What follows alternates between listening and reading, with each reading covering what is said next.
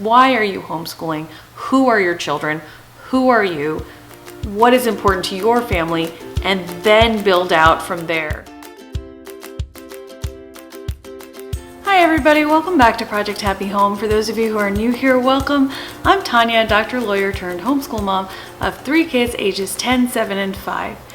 In today's video, I just wanted to say hi again. I know I've been off of YouTube, at least my face has, for quite a while because we've had a pretty busy couple months and I just wanted to tell you all about them.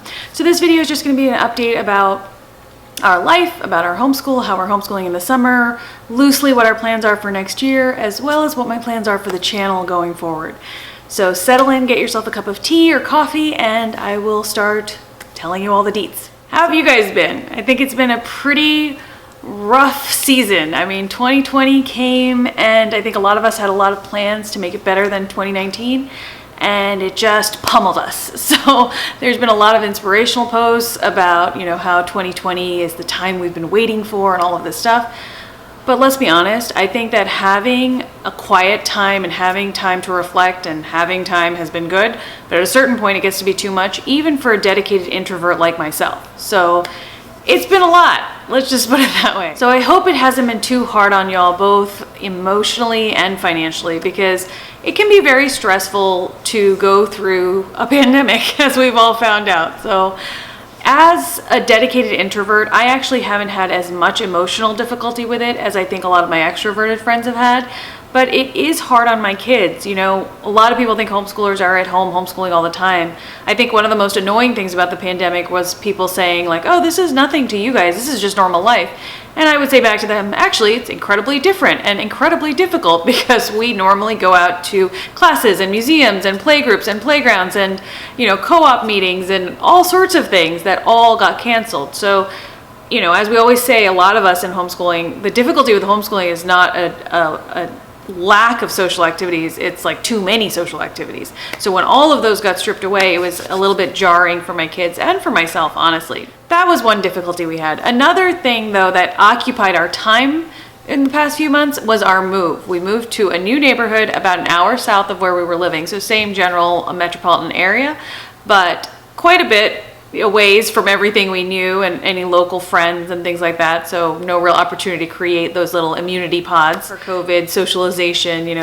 We didn't have that outlet of like being able to at least talk to our neighbors like across the yard and things like that. So that was a little bit hard on my kids as well. However, moving did give us a lot of things to do during the initial onset of the pandemic and the social distancing. And, my husband worked a lot less that first month that we moved. So that was really good actually, because we got a lot done. We unpacked the majority of the house. I think basically I have the homeschool room left to do. And it's getting there slowly. In this house, we have a really large basement, and that's the homeschool space. It's a walkout basement. I will be doing a homeschool room tour at some point when I finally get it all organized. And for the first time since we started homeschooling, I consolidated all of our homeschooling things into one space. In prior years, like we've kept the games and stuff in this cabinet here in the formal living room. All of that now is in the basement, in the homeschool space, and all the books that were hiding in the garage and that hadn't been put away yet, or like books for curricula for future years and things that I had been hiding in the attic, I put it all in the homeschool room because I told my husband, as I move forward into this essentialist, practical minimalism kind of phase of our lives, I really want to have everything we own out in the open. Like I don't want to store things anymore. I don't want anything in this attic. This house has a huge attic, but I don't want to save anything in there.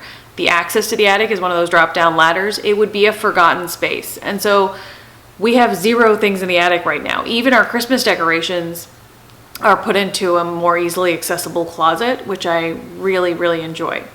Now we have upsized again into this house, and in all honesty, that suits our family's nature and personality. We downsized by a matter of necessity because we moved in sort of a hurry when we first moved to North Carolina, but this time we took our time and considered, and when we came to visit this particular house, we were both surprised by how much we liked it and how functional it would be.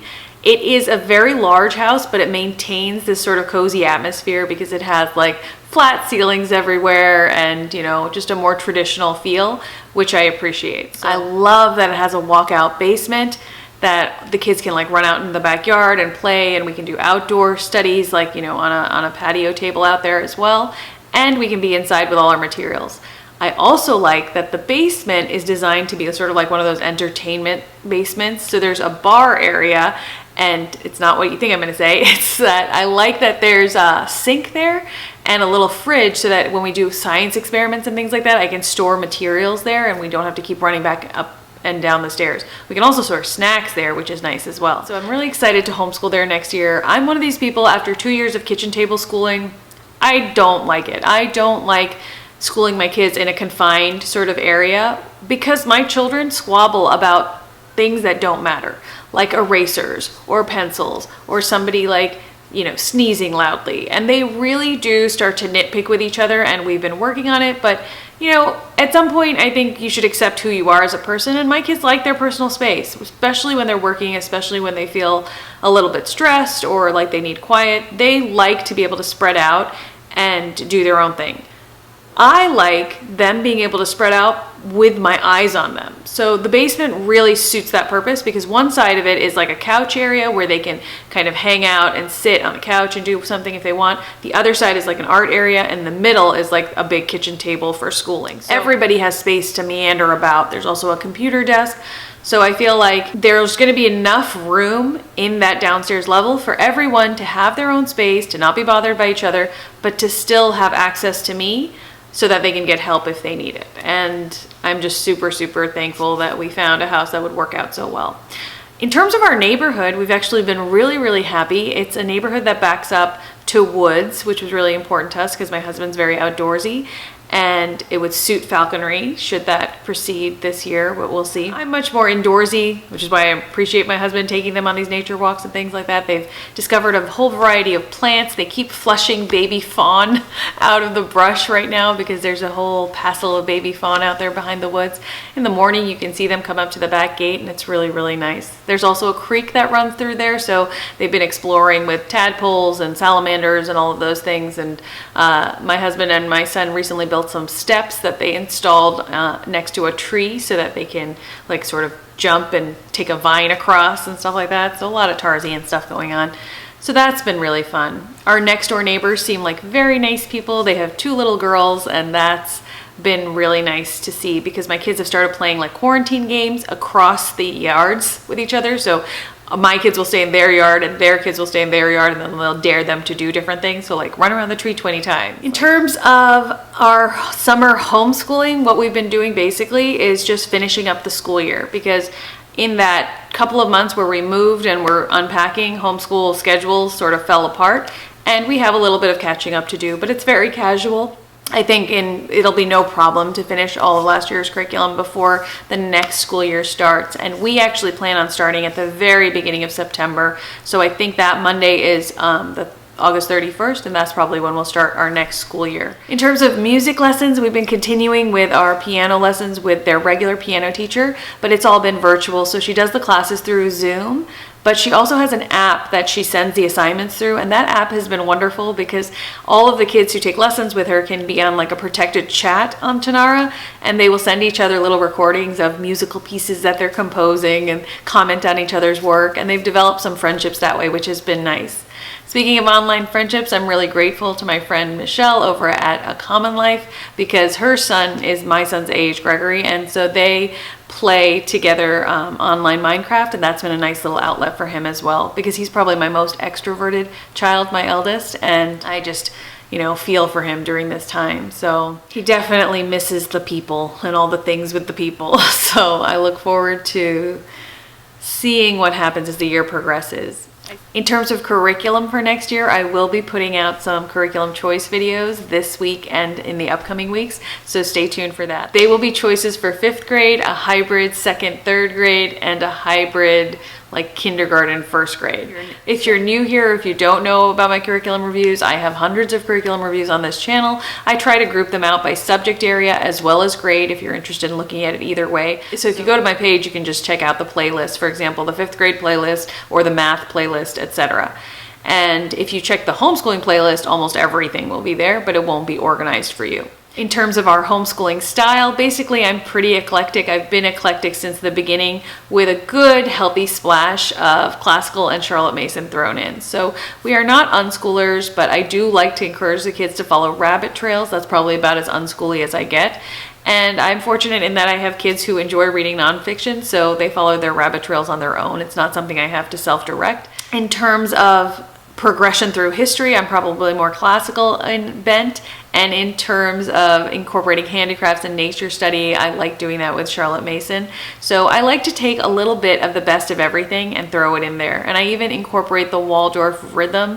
So we move from head to heart to body to hands, like the idea of shifting from types of activities throughout the day to keep them engaged. I take a little bit of everything and throw it in there, and I'm really excited for next year. I think I've done a really good job paring down. In prior years, I can sometimes get a little bit too enthusiastic about one particular category, language arts, and throw in a whole bunch of stuff because I love language arts. But this year I'm trying to really listen to my kids and not repeat curricula that they really don't want to do next year. I try to take their feedback into consideration.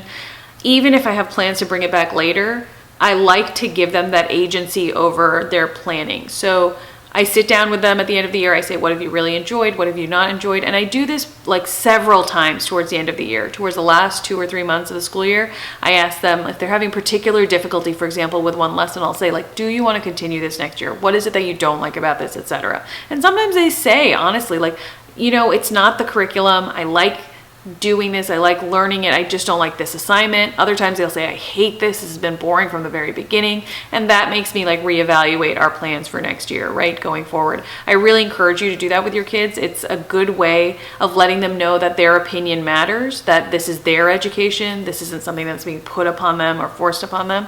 I do have some hard lines, like I really have seen progress in my kids' math skills with Math Mammoth. So although it is a little bit dry and although they are not like super fans of Math Mammoth, I intend to stick with it because I think that they have grown by leaps and bounds with it. And I just sort of adjust how much we assign so that they stay comfortable and I stay comfortable as well. So in terms of co-op for next year, I have joined a new co-op. I'm hoping that it works out. It's going to be about 1.5 to 2 days a week. I believe it's about 50 odd days for the entire year. And I hope it happens in real life. If it turns out to be virtual, oh well, so be it. But some of the classes that I've signed up for are specifically for in-person contact, like basketball and things like that. I'd really like to get my eldest involved in a little bit more of team sports, the idea of like following instructions, the idea of listening to a coach. Speaking of team sports or just sports in general, I'd like to get him back into Taekwondo. So I'm looking into Taekwondo studios that are doing restricted classes with fewer numbers of students and things like that. My youngest wants to get into ballet again. So she was doing ballet prior to the quarantine. Then we moved and didn't resume. And I told her we would try to find her a place in the fall. My middle daughter still wants to continue with parkour, just like the eldest, so we're going to see if we can make that happen, though parkour is a little bit further away now. So that's what's coming up for extracurriculars for next year, and of course continuing piano. In terms of where the channel is going, so far the bulk of my content by far has been curriculum reviews and homeschool related. The next tier of my content has basically been about my experience as an ADHD mom and also just scaffolding my child and doing my very best for him to make him feel strong and empowered by his diagnosis rather than limited by it. And the third facet of my channel has been essentialism or a practical minimalism, a way to simplify our lives and to pare it down to what actually matters. In view of the third prong especially, this month I will be doing a series with my good friend Joy over at Joy-Filled Journey on the book Essentialism by Greg McKeown. It is an excellent book, especially when you bring it into the world of being a stay-at-home mom, being a homeschool mom in particular, because it is so easy in the homeschooling world to get inundated by so many resources and so many good opinions, so much experience, and you kind of lose yourself as you're trying to find your way. You keep trying on different outfits and different costumes and different curricula styles and different, workbooks and different activities and extracurriculars and rhythms and routines. And it can be really easy to lose what is actually important to you and your family. And I think this book is so helpful in reminding you to pare down to what your central purpose is. Why are you homeschooling? Who are your children? Who are you? what is important to your family and then build out from there, as opposed to trying on everything and trying to figure out what is the best, you know? I think we do a lot of good things. There are so many good options out there for homeschoolers, but there are only 24 hours in any given day, and there's only 365 days in a year. And you really do have to get good at finding what is best, not in an objective, arbitrary way, like they say this is the best, but what you think is the best and what you have discovered to be the best for you and your family. And so in the next few weeks, we'll be doing about 4 videos on that. So be sure to hit that notification bell if you don't want to miss any of those. And in terms of ADHD videos, I am definitely going to continue those. I am contemplating starting a course for approaching homeschooling when you have a child with ADHD. So let me know in the comments down below if that would be of any interest to you.